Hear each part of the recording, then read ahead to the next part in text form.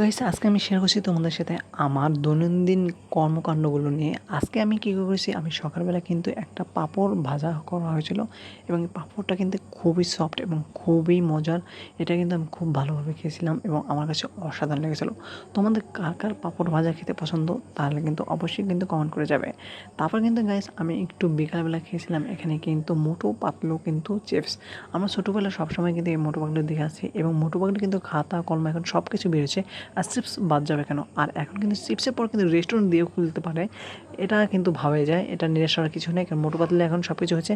এটা কিন্তু জনপ্রিয় এখন খুবই। তারপর কিন্তু আমি একটা খেয়েছিলাম এখানে কিন্তু পানি শ্বাস, এবং এই পানি শ্বাসটা কিন্তু খুবই মজার এবং খুবই ঠান্ডা, এবং সকলের জন্য কিন্তু এই পানি শ্বাসটা সবারই খাওয়া উচিত। কারণ এই গরমে কিন্তু যত বেশি বেশি করে পানি শ্বাসটা খাবে ততই কিন্তু তোমার মন এবং মাইন্ড দুটোই কিন্তু অনেক ভালো হবে।